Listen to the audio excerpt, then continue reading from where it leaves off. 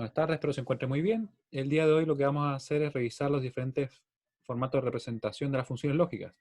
Vamos a revisar SOP, sumatoria de minterms, POS y productoria de maxterms. Ya que esto sería lo último que vamos a ver para la prueba del próximo lunes. Y en realidad, como les comentaba, va a ser solamente una pregunta bien, yo creo que bien simple respecto a cómo representar o pasar de un formato al otro. No más que eso, ¿ya? Primero, vamos a revisar esta función, que de hecho es la misma que usamos en la clase pasada.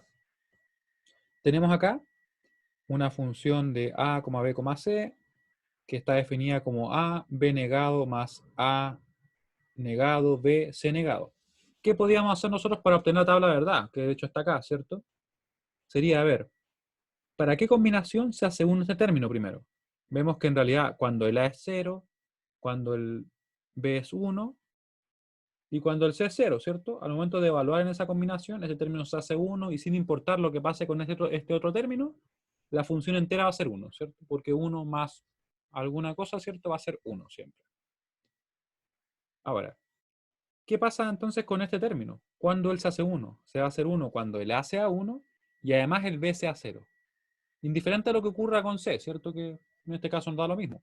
Por eso vamos a ver que en realidad hay dos combinaciones para las cuales este término se hace 1, que va a ser una, ¿cierto? La 1, 0, 0 y la 1, 0, 1. Así tenemos que estas tres combinaciones son las que finalmente vamos a ver que la función va a ser 1 al momento de evaluarla, ¿cierto?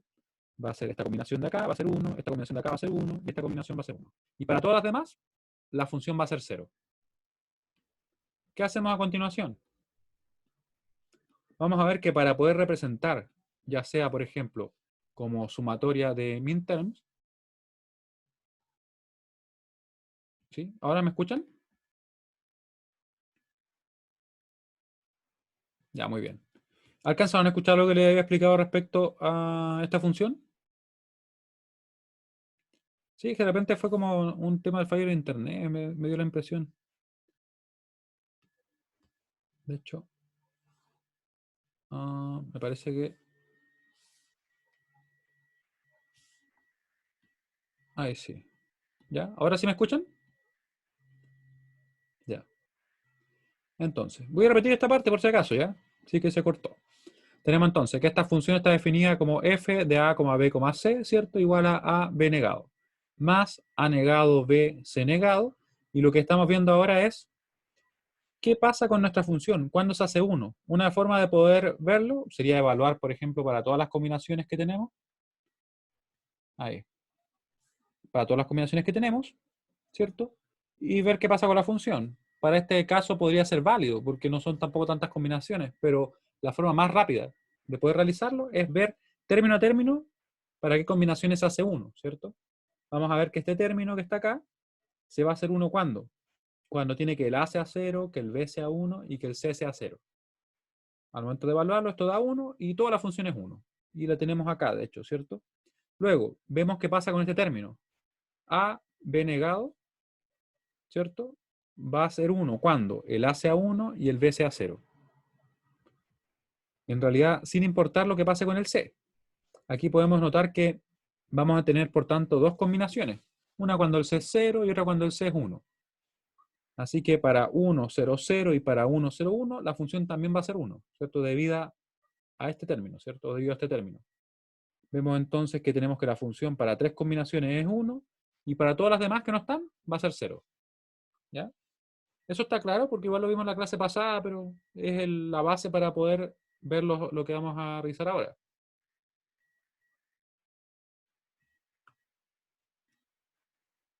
¿Sí? ¿Estaría claro? Bueno, entonces, lo primero que vamos a hacer es fijarnos que lo que tenemos acá es una suma de productos. ¿Ya? Está expresado como suma de productos. Sin embargo, vamos a ver a continuación que hay otra forma de poder representar como suma de productos, que se va a llamar suma de productos estándar o canónica, que en un momento lo vamos a tocar. Pero ahora, lo que vamos a hacer acá es asignar un término para cada una de las combinaciones que tenemos. Fíjense, concéntrense solamente en esta parte de momento. ¿Ya? Un término que va a ser A negado, B negado, C negado para el caso de 0, 0, 0, ¿cierto? Para este caso va a ser A negado, B negado, C. Y fíjense que para el último va a ser A, B, C. ¿Por qué elegimos ese término? ¿Y de dónde aparece, de hecho? Va a tener que ser un producto y siempre que haya un cero, la variable va a estar negada. Ustedes se pueden fijar que acá se cumple, ¿cierto? Cuando tenemos cero, la variable queda negada y aquí obviamente no tenemos ningún cero, así que queda todo sin negar. ¿Ya? Esa es la regla que seguimos. ¿Para qué nos sirve esto?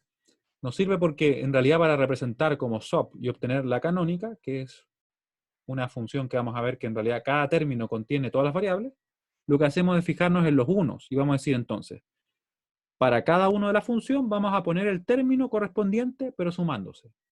De esa forma vamos a tener que A negado, B, C negado, ¿cierto? Más, ahora, el término que se corresponde a ese 1, A, B negado, C negado, lo anotamos, ¿cierto? Y más el término que se corresponde a ese 1. Ya están un poco corridos, pero es este. El A, B negado, C. Y eso que está ahí va a ser la representación de la función, como SOP, pero canónica, donde yo les comentaba que canónica estándar simplemente se refiere a eso, que todos los términos que tenemos contienen todas las variables. Pueden notar ustedes que lo que teníamos anteriormente también era un SOP, porque era una suma de productos, ¿cierto? Pero no era canónica, porque a este término le faltaba una variable, le faltaba el C, ¿cierto? ¿Se entiende lo que acabo de hacer? O sea, asignamos ciertos estos términos a cada una de las combinaciones, son productos, y además tenemos que para cuando hay ceros, vamos a tener la variable negada en realidad, ¿cierto? Y si no hay ningún cero, como en este caso tenemos solamente uno, va a estar sin negar. Después nos fijamos en cuántos unos tiene la función, que en este caso son 3, y para cada una de esas combinaciones, las que tenemos que es 1 la función, vamos a anotar su término correspondiente sumándose. Por eso teníamos entonces el A negado, B, C negado. Tenemos también el A, B negado, C negado, que está un poco corrido, pero si se fijan bien, lo podemos identificar porque como tiene un solo 1, queda solamente ese sin negar. Y por último, sumándole este otro término, ¿cierto? El A, B negado, C. Me preguntan si se puede negar el valor de un 0 para pasar a 1. ¿Tú te refieres en la función misma o en lo que está acá? Es que en la función misma no sería necesario, sino que simplemente lo representamos así de momento. ¿Ya? Fíjate que bien que, ¿qué pasa con estos términos? Si ustedes se fijan, cada uno de estos términos tiene la particularidad que al momento de evaluarlo en su combinación correspondiente, ¿qué nos da? Miren, si yo evalúo, por ejemplo, el A negado, B negado, C negado, en esta combinación me va a dar 1, ¿cierto? Porque va a quedar 0 negado por 0 negado por 0 negado, lo cual va a ser 1 por 1 por 1, igual a 1. Si yo evalúo, por ejemplo, en esta, va a ser el A negado BC evaluado en el 0, 1, 1. Por tanto, va a ser 0 negado por 1 por 1. Así que va a quedar nuevamente 1 por 1 por 1 igual a 1. Eso son lo que, o en realidad así es como se definen estos términos, ¿cierto? Y para representar la función simplemente tomamos los términos que se correspondan con los unos de la función. Y estamos listos. Sería todo en este caso para representar como SOP canónico estándar. ¿Sí? Claramente ustedes pueden notar que aquí la función tampoco es tan extensa, tiene 3 términos, ¿cierto? Igual son solamente 3 variables. Pero ¿qué pasaría si es que fueran más variables? Si fueran 5, si fueran 6 variables, y tuviera yo, por tanto, una cantidad de filas gigantes, ¿cierto? Si fueran 5 variables serían 32 combinaciones diferentes. Y yo podría tener, no sé, 32 unos, o podría tener 15, 20, sería una expresión muy grande. Para poder representar esas funciones sin tanto inconveniente, sin escribir en realidad tantos términos, donde podríamos incluso cometer errores, lo que se hace es darle un nombre a cada término. Entonces le damos los siguientes nombres, miren. Le damos el nombre de min-term, así como si fuera un término mínimo, ¿ya? Donde va a ser este M0 correspondiente al primero, ¿cierto? Donde están, en este caso, todas las variables negadas. Después viene el M1, M2, M3, M4, M5, hasta llegar en este caso al M7. Si yo tuviera, por ejemplo, 4 variables, tendría entonces 2 elevado a 4 combinaciones que serían 16, ¿cierto? Partiríamos, por ejemplo, en ese caso, en el M0 y llegaríamos al M15. Siempre uno menos el número de combinaciones. ¿Para qué nos servirá eso? Podríamos decir, porque en realidad le estamos dando solamente un nombre, pero igual tengo que escribirlo. Y en realidad aquí es donde viene la representación como suma de minterms. Fíjense que yo voy a decir que la función f de a, b, c va a ser simplemente igual a la sumatoria de los minterms y voy a poner aquellos que se correspondan con los unos, que son los que tengo marcados en amarillo, ¿cierto? Acá tengo un 1, entonces va a estar el minterm 2. Tengo otro 1, va a estar el minterm 4. Tengo otro 1, el 5. Y me va a quedar, por tanto, definida la función de una manera mucho más resumida. Va a ser igual a la sumatoria de los minterms 2, 4 y 5. ¿Se entiende lo que acabo de hacer? Simplemente estamos usando el minterm correspondiente. Claro, es una abreviación, exactamente, para poder resumirlo mucho más. Yo podría, por ejemplo, escribir una función ahora pensando en ese caso que yo les comentaba, que tuviera las 15, perdón, las 16 combinaciones diferentes y que tuviera, por ejemplo, 10, 1. Escribo simplemente, por ejemplo, la sumatoria de los minterms 0, 1, 4, 5, 12, 13, 14. Cierro paréntesis y listo. Está escrita. Y está perfectamente definida, ¿cierto? Sería mucho más simple y rápido, porque escribir todos los términos podría ser, además de tedioso, y podría inducirnos a errores. ¿Sí? ¿Alguien tiene alguna duda respecto a esta otra forma de representar, que sería la segunda? Y que pueden ver que está directamente relacionada con SOP, ¿cierto? Y por ejemplo, cuando se tiene hartos datos, como sé qué función tiene uno. Cuando se tiene hartos datos, ¿tú te refieres en la tabla? Porque recuerden que la tabla se define a partir de esto. Yo podría tener la tabla y de la tabla obtener mi representación que está acá, ¿cierto? No, es que la función en sí queda definida por lo que nosotros tenemos. Ya sea que tengamos primero la función, nosotros obtenemos la tabla, o si tenemos la tabla, obtenemos la función. ¿Ya? No es como que yo, de alguna u otra forma, yo voy a poner uno arbitrariamente, ¿ya? O sea, yo voy a tener siempre una de las dos cosas.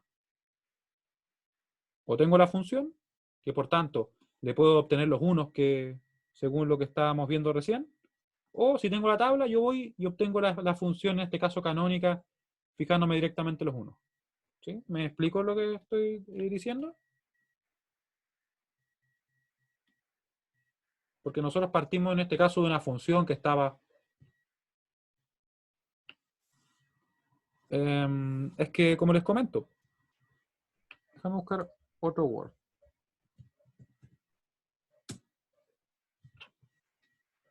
A lo que me refiero es que en realidad, una vez que yo tengo la función, inmediatamente los unos están definidos. Lo que pasa es que todavía no los conocemos, no están explícitos. Y obviamente si tengo la tabla, ¿verdad? Está también definido. ¿De dónde quieren partir primero? ¿De función o de tabla? De función. Ya voy a escribir una función cualquiera, de 4 variables. Vamos a escribir una función, por ejemplo, f de a, b, c, d, y la vamos a escribir acá, miren. A, B, C, y ni siquiera la voy a escribir canónica. No la voy a escribir canónica, la voy a escribir así.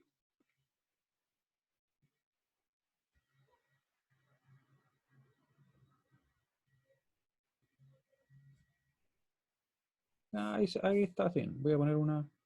Yo creo que ahí estamos bien. Ya. ¿Qué tenemos acá? Fíjense que tenemos una función que tiene 4 variables.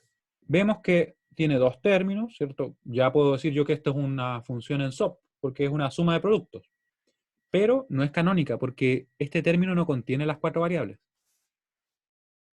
Si yo quisiera sacar, por ejemplo, los unos de la función, o sea, más bien, las combinaciones para las cuales la función da 1. ¿Qué hago? Digo entonces, ya, yo sé que este término se va a hacer 1 cuando. Cuando el A es 0, cuando el B es 1, cuando el C es 0 y cuando el D es 1, ¿cierto? Y para esa combinación de entrada, ¿cierto? Si yo evaluara, por ejemplo, como le decía, en f de 0, 1, 0, 1, la función, yo sé que ese término que está acá me daría 1 y por tanto la función completa sería 1. ¿Sí? ¿Y qué pasa para este otro término? Fíjense que el término de acá tiene solamente 2 variables. Yo podría decir entonces que este término se va a hacer 1 cuando. Cuando el A es 1, cuando el B es 0, ¿cierto? Y tengo en realidad que el C y el D pueden ser cualquiera. ¿Cuántas combinaciones diferentes me darían 1 este término? Quiero que me escriban en el chat. ¿Cuántas? ¿Será solo una o serán más? Combinaciones que hacen 1 este término. Recuerden que estamos hablando de una función que tiene 4 variables, por tanto, en teoría yo tengo 16, en realidad, de hecho, tengo 16 combinaciones diferentes posibles, ¿cierto?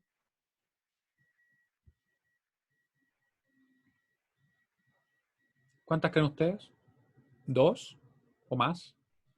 En realidad, como tengo dos variables libres, voy a tener 4 combinaciones.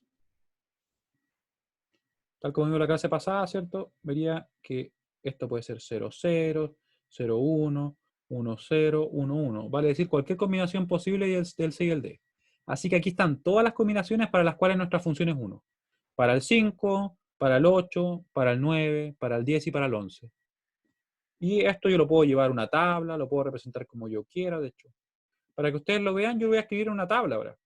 Pero una vez que yo escribí la función, ya estaba definida la tabla, de hecho. ¿Cierto? Era solamente una cosa de poder nosotros calcular qué pasaba. O sea, en realidad más que nada expresarlo. Y vamos a dibujar una tabla acá. Déjenme dibujar una tabla. Vamos a hacer un esfuerzo acá de dibujo nuevamente. Vamos a dibujar nuestra tabla. Vamos a poner por acá.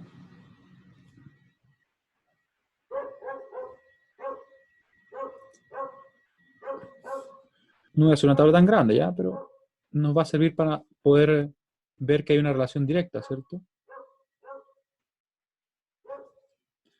Voy a tener acá lo que pasa con el A.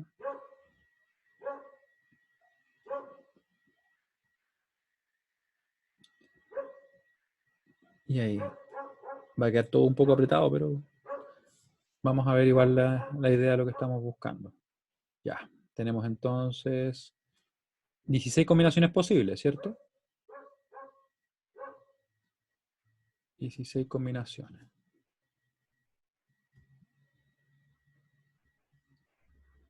Ahí, ahí.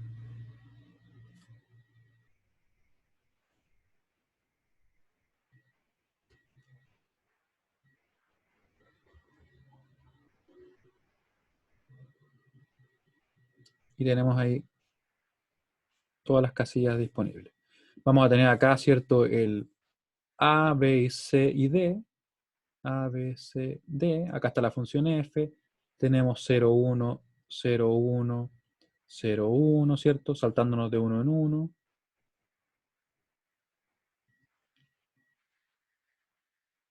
Ahí. Después tenemos de 2 en 2. Estoy escribiendo ahora todas las combinaciones.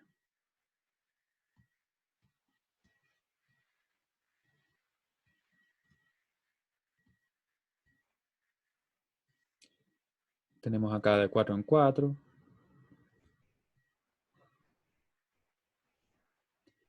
Ahí.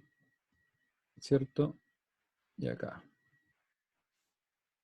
Y por último de 8.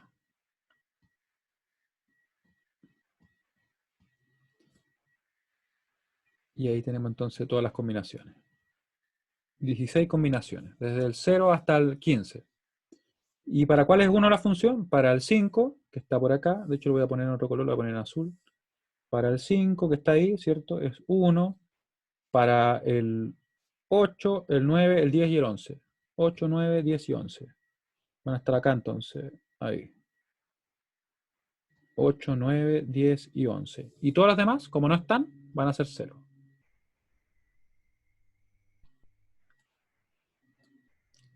Ahí. Y ahí. ¿Te fijas que yo podría haber tenido la tabla y de eso podría llegar a una expresión de nuestra función, por ejemplo en canónica, o desde la función llegar a la tabla? ¿Sí?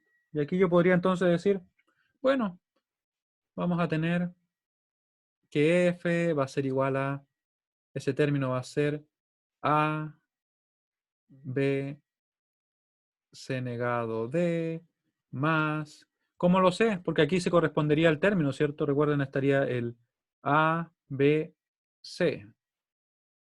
D estaría si es que hay un 0 aparece negado. ¿Sí? Eso es lo que voy a ver. Acá también estaría el A, B, C, D. Estarían negados estos tres porque están en 0. Y por algún motivo se le borra eso al número. A la A, digo. Ahí, ¿cierto? Y así seguiría. ¿Se entiende?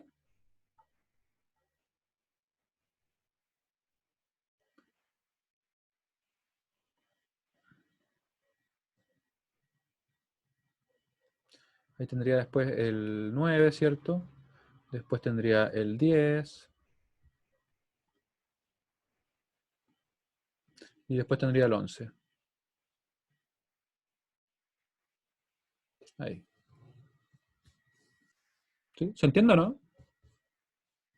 ¿Ya? Eso sería respecto a cómo representar una función, en este caso como SOP, pero tenemos la canónica acá.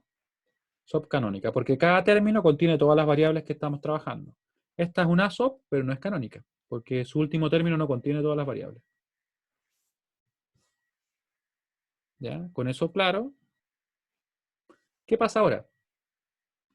Nosotros representamos, ¿cierto? Después le pusimos un nombre a cada una de estas combinaciones, ¿cierto? Estos términos que en realidad se evaluaban a 1 cuando tenemos la combinación asociada. Le pusimos M0 hasta el M7. Para el caso que teníamos recién sería desde el M0 hasta el M15, ¿cierto? Y para poder representar como sumatoria de minterms, lo que hacemos es simplemente decir, la función va a ser igual a la sumatoria de los minterms que se correspondan con los 1. Acá teníamos, ¿cierto? El minterm 2, que está un poquito corrido por si acaso, pero es el 2. Acá tenemos el 4 y tenemos el 5, ¿cierto? Y ahí nos quedó la función. ¿Sí? Les pido que me confirmen si que se entiende bien esto, ¿ya?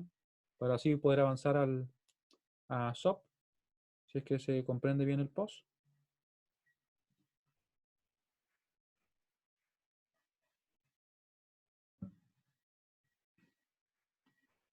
Bueno, entonces, ¿qué pasa ahora? Alguien aquí podría decir, ya, bien, podemos representar con los 1, pero ¿qué pasa con los ceros? ¿Acaso no puedo representar la función con los ceros? Igual me dice algo, porque yo sé que si hay 0, en donde no hay van a haber 1. Así que puedo representar totalmente, ¿cierto? ¿Qué hacemos en ese caso? Vamos a crear estos términos. Fíjense que ahora no son multiplicaciones como acá, sino que son sumas. Y tienen una particularidad. Son sumas, ¿cierto?, de las variables. Si tuviéramos 4 variables, se sumarían las 4.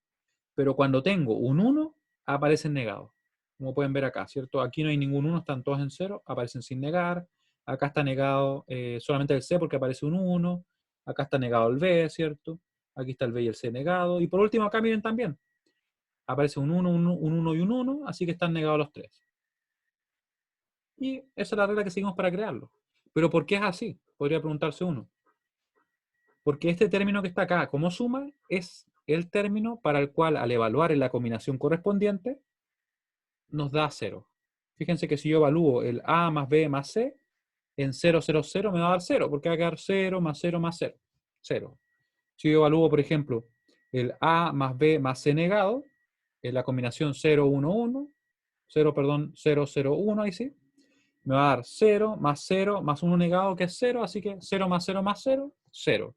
Lo mismo pasa acá.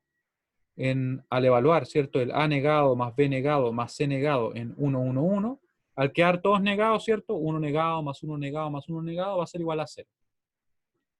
Así definimos esos términos. ¿Y ahora qué hacemos? Simplemente para representar en pos, vamos a poner multiplicándose todos los términos, ¿cierto? Que son sumas, que se correspondan con ceros. ¿Ya? O sea, si hay un cero de la función, yo pongo ese término. Como pueden ver acá. Entonces, ¿cómo quedaría? Quedaría A más B más C multiplicándose con el A más B más C negado por el A más B negado más C negado por el A negado más B negado más C por A negado más B negado más C negado. Eso sería, vale decir, los términos que se correspondan a los ceros. ¿Se dan cuenta que esto es complementario a lo que hicimos recién? Porque recién dejábamos sumándose los productos que se correspondían con los unos. Aquí dejamos multiplicándose aquellos que se corresponden con los ceros. De esa forma, nuestra función queda así. Miren, se fijan, ahí están todos. El A más B más C, el A más B más C negado, multiplicándose con el A más B negado más C negado, y por el A negado más B negado más C, y por último por el A negado más B negado más C negado. Claramente los que se corresponden con los ceros, como les comentaba. ¿Se entiende eso o tienen alguna duda? Porque si tienen alguna duda, como les digo, aprovechen de comentarlo ahora, porque va a haber a lo menos una pregunta sobre estos temas, ¿ya? En la prueba.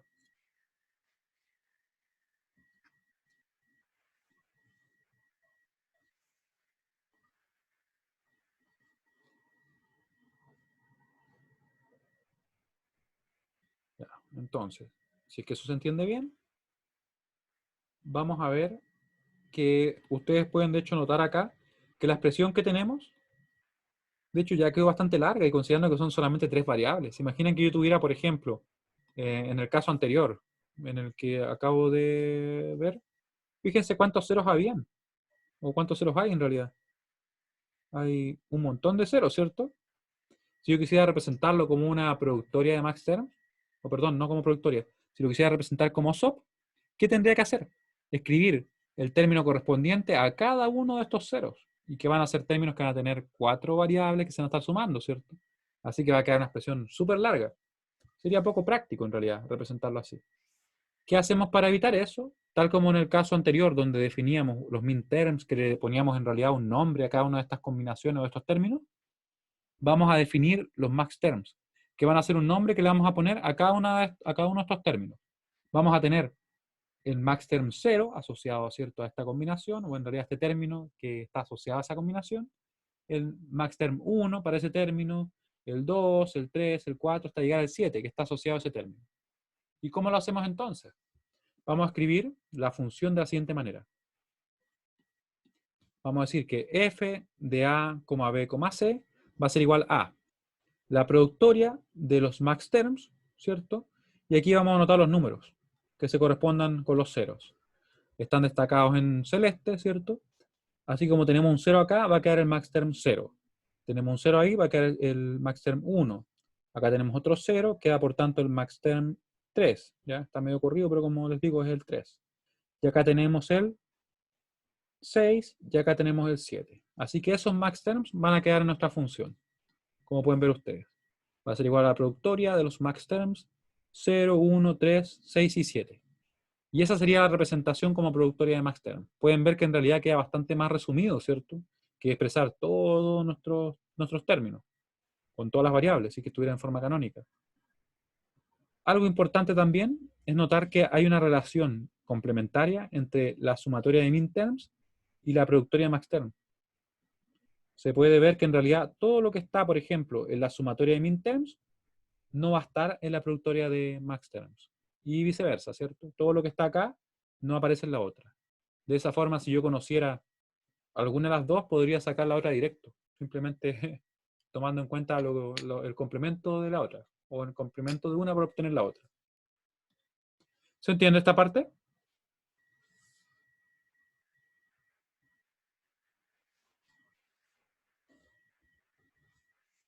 ¿Sí?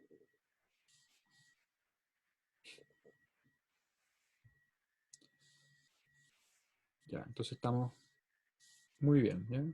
Porque como les digo, la clase de hoy día en sí implicaba revisar esta forma de representación, después obviamente la profundizaremos para la otra prueba, pero para lo que respecta a la prueba del lunes, entender y reconocer cómo se obtienen estas expresiones está más que bien y es más que suficiente.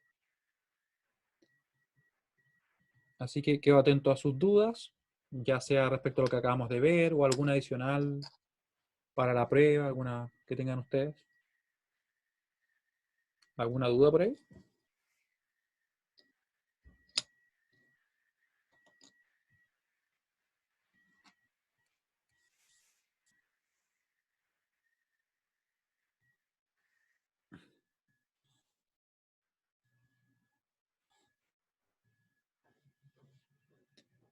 Ya, porque con el otro paralelo vamos a aprovechar de revisar un problema que me preguntaron para que así también lo puedan ver ustedes. Me preguntaron respecto al ejercicio 7 de la guía. Miren.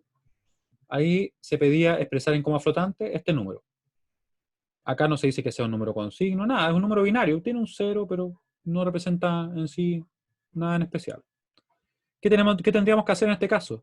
Deberíamos normalizar, que corresponde a correr la coma hasta llegar a que nos quede solamente un 1 adelante, el cual va a quedar fuera de la mantisa, ¿ya? Y lo que está acá es la mantisa, que como nosotros no conocemos el valor decimal del cual viene este número, asumimos que es esto y tendríamos que rellenar con cero. Les recuerdo también que para la mantisa, en el caso de precisión simple, que es lo que se pedía en este caso, tenemos que usar 23 bits, ¿ya?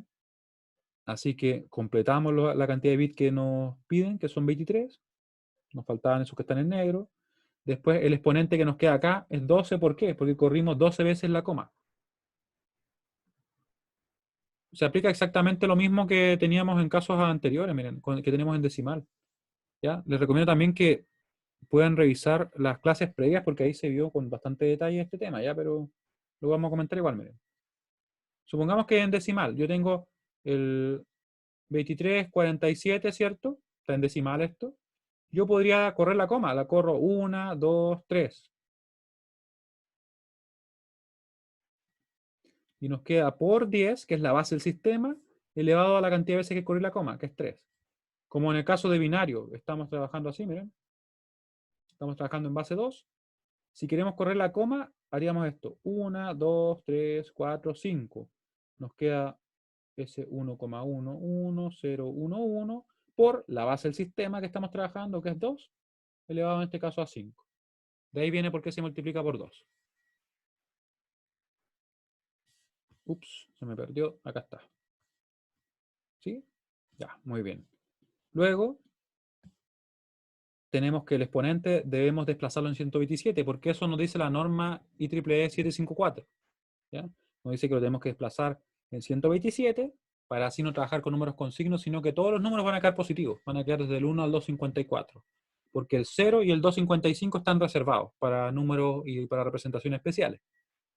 Así que tomo el 12 que teníamos acá, le sumo los 127 para seguir lo que nos dice la norma, me da 139. Luego yo acá recomiendo siempre trabajarlo en hexa, porque es mucho más rápido, son menos operaciones. Digo 139, lo voy a dividir en 16, voy a sacar la calculadora acá, 139, dividido en 16, nos da 8,6875, escribo el cociente acá, luego le quito la parte entera, multiplico eso por la base que estamos trabajando, que es por 16, para así conocer el número que nos da de resto, ¿cierto? El resto es 11. Sabemos que la A es el 10, la B sería el 11, así que escribí la B ahí, a pesar que parece un 8, es una B. Luego nos queda entonces calcular acá. 8 dividido en 16. Vamos a ver que el 16 no está contenido en el 8, así que nos da un cociente de 0 y el resto va a ser 8.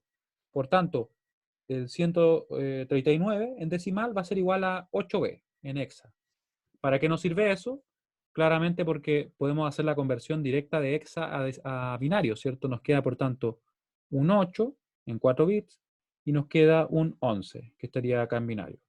Así que eso que está ahí sería el exponente que tenemos que poner en nuestra representación. Como en este problema no se especificaba que el número fuera positivo, negativo, nada, nosotros asumimos simplemente que es positivo. En la prueba, por lo general, yo les voy a describir un número, supongamos, no sé, el más 13,333, y voy a pedir que lo conviertan a coma flotante, ¿ya? Ahí va a decir el signo, va a decir más, va a decir menos, así que no tienen que hacer supuestos, ¿ya? Si no se dice nada, ahí uno supone que sí. Es lo mismo si a mí me dieran, por ejemplo, el número, el 13. Nadie me está diciendo que es positivo, ¿cierto? Ni tampoco negativo. Yo asumo que es positivo, por la omisión. Así que nos queda entonces que el bidesigno es 0. Recuerden que el bidesigno es 0 si es que es positivo, bidesigno es 1 si es que es negativo. Y la representación del número en coma flotante, usando precisión simple, vale decir con 32 bits, sería esta. El bidesigno primero, el exponente que calculamos acá, y luego vendría la mantisa, ¿cierto? Y ahí nos quedó la representación. ¿Qué les recomiendo? Que revisen los ejercicios que fuimos resolviendo en las diferentes clases, ya porque igual hicimos bastantes. También lean la ayudantía, que ahí se desarrollan varios problemas. Debería estar subida ya porque me mostraron la ayudantía de los ayudantes hace como un día y medio, 2 días casi. Y al menos con eso deberíamos estar bien. Esto que les mostraba, que les muestro acá es simplemente se refiere al exponente, porque se le suma 157 y en realidad que debería representar con 8 bits desde el 0 hasta el 255 sin signo, ¿cierto? Para los números más menos 0 y los de normales se reserva esa representación de un exponente 0.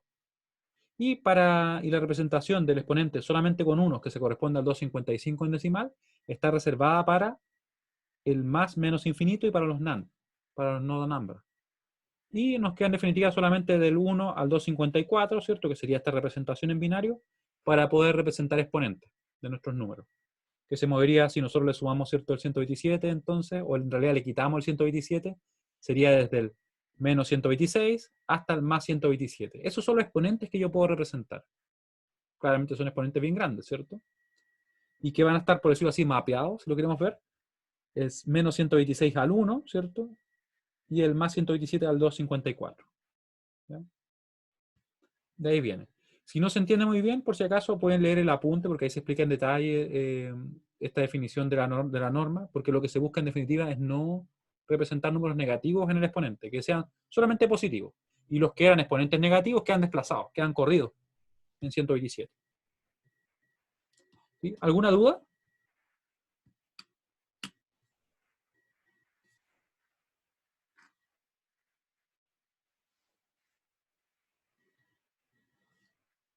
Ya, porque si no existen dudas adicionales, entonces por el día estaríamos ok. Cualquier duda adicional, yo mañana tengo el horario de consulta, si no me equivoco bien, a las... Ah, de hecho lo tengo anotado acá. Sería a las 5, no, a las 3:50 comienza el horario de consulta. Está el enlace publicado en el aula virtual, ¿ya? Así que espero que se encuentren muy bien, que tengan un buen resto de semana. Cualquier duda, nos vemos mañana o si no me escriben un mail, ¿ya? Chao, chao, que estén muy bien.